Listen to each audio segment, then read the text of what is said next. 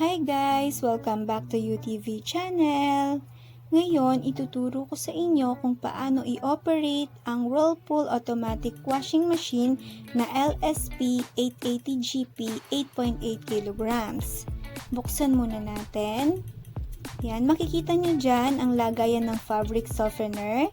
Ilalagay muna dyan ang fabric softener bago maglaba para naka-prepare na. Yan, isara muna natin. Then, dito tayo sa detergent box. Dito nilalagay ang detergent powder bago maglaba rin para naka-prepare na. And then, makikita din natin dito ang filter kung saan dito pumupunta ang mga dumi ng damit. Yan, buksan muna natin. Yan. Hindi ko na siya binuksan talaga sa loob. Madali lang naman siyang buksan. Makikita nyo dun yung mga dumi ng damit. And then, ayan. Okay na siya. Nakaprepare na yung mga damit. Ibaba na natin yung hose ng washing machine. Ayan, para dito lumabas yung water. And then, yung saksakan, i-prepare na rin natin. Okay na rin siya. And then, yung connector ng water papunta sa washing machine. Okay na rin. And then, buksan na natin yung water, yung faucet. Yan. Okay na yung mga damit. Napakalaking tulong talaga nito sa akin dahil may baby ako.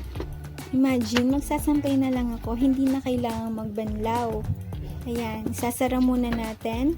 And then, tuturuan ko na kayo kung paano ito i-operate. Yan, i-power on muna natin siya. And then, makikita nyo dyan yung custom, 41 minutes siya. Yan, and then yung normal, 51 minutes yata yung normal. Then, heavy duty, mas mahaba siya. Energy saver, blanket, delicate, rinse plus spin, rinse, at saka spin. Kayong bahala anong gusto nyo. Ako kasi, ang lagi kong gamit ay yung custom. Kasi 41 minutes lang siya. Then, pwede na natin siyang start. Pero tuturuan ko muna kayo kung paano yung process. Yung process kasi, kayo yung pipili, manual siya. Pwede siyang preset, soak, wash, rinse, or spin. Nasa inyo kung ano gusto nyo. Then, yung water level naman, nasa inyo kung ilan yung gustong water level nyo. Pili lang kayo dyan. Ayan. Pipindutin nyo lang dyan. Ayan. Dito naman sa 6 Sense, automatic siya, normal siya. 51 minutes siya. Pipindutin nyo lang yan, tapos yung start. Magiging tuloy-tuloy na siya noon hanggang sa magiging dryer siya. Ayan. Ayan yung 6 Sense. Madali lang siya. 3 seconds yata, pwede na siyang pindutin. And then, mag-start ka na lang. So, ako, custom, 41 minutes, start ko na siya. Ayan. Makikita nyo dyan, tinitimbang niya na yung damit. So, ayan. Hintay na lang natin lumabas yung tubig. Ayan, palabas na siya. Kasama na ang detergent powder na inilagay natin kanina. Yung washing machine na lang niya ng bahala kung hanggang saan ang tubig na ilalagay niya. So, ngayon, tignan muna natin dito sa process. Ayan, nasa wash na siya. And then, isasara na natin. Okay, ready na. Ayan, nag-wash na siya. 35 minutes na lang ang hihintayin natin. So, ayan, tapos na ang wash time. Next, rinse naman.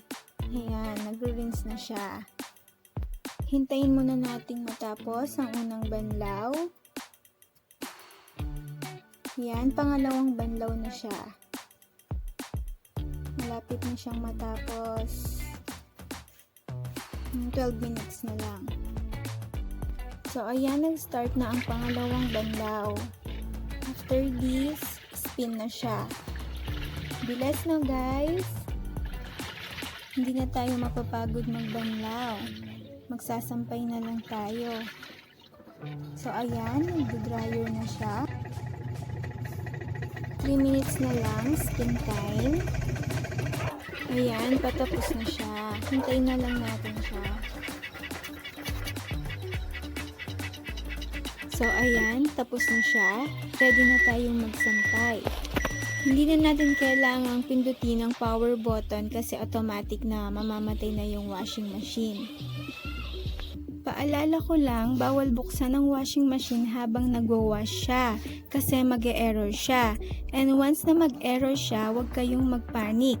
Pindutin nyo lang yung start button, then magko-continue na siya. Sana guys, may naitulong ako sa inyo. Huwag nyo rin kakalimutang mag-subscribe at pindutin ang bell button para ma-notify kayo kung meron akong bagong upload na video. Thank you for watching!